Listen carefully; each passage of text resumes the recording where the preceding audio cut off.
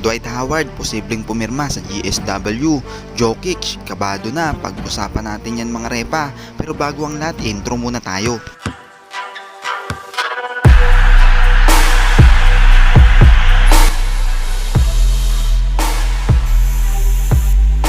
Alam naman natin mga repa kung gaano kagusto ni Dwight Howard na makabalik at makapaglaro muli sa NBA. Alam niya kasi sa kanyang sarili na mayroon pa talaga siyang ibubuga. Kung saan ngayon nag-tweet pa ito nitong nakaraang taon, kung saan ngayon nagpaparinig ito sa mga NBA teams na wala daw bang kukuha sa kanya dahil pumupuntos lang naman siya ng 30 points per game dito sa Taiwan. Pero ang kahilingan na ito ni Dwight Howard ay mukhang magkakatotoo na dahil nitong nakaraang araw ay lumabas ang balita na iniimbitahan siya ng GSW para makapag-workout dito sa kupunan at ma-discuss sa kanya ang posibleng ibigay na kontrata. Sa uling season nga ni Dwight Howard sa Los Angeles Lakers ay nag-a-average ito ng 6 points per game at may 5 rebounds per game. Nagagawa niya nga yan sa 15 minutes per game na ibinibigay sa kanya. Marahil susugal na rin ang GSW dito kay Howard dahil alam naman natin na big man talaga ang kulang ng kupunan at marahil nakita nila si Howard na talagang dominante dito sa liga ng Taiwan. Marahil hindi man natin makita si Howard na gumawa ng malalaking puntos, kung sakaling matuloy siya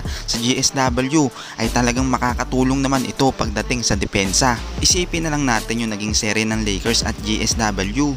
Hindi talaga nakasabay ang GSW sa ginawang opensa nitong si Anthony Davis kahit nga sa rebound dahil nga sa kakulangan nila ng big man. Para sa akin ay kung matuloy si Howard sa GSW ay magandang pick up ito para sa kupunan. Lalo nga magiging kumpiyansa ang Splash Brother na tumira sa 3-point lane dahil alam nila na meron silang matinding rebounder. Samantala ang ibang fans naman ng GSW ay nakikita na pinaghahandaan ng kupunan ang defending champion na Denver Nuggets. Alam naman natin na si Nikola Jokic ang nagpahirap talaga sa bawat kupunan sa NBA nitong nakaraang season. Mukhang ang GSW ay malaki pa rin ang tiwala na si Howard pa rin talaga ang kontrapelo nitong si Joker.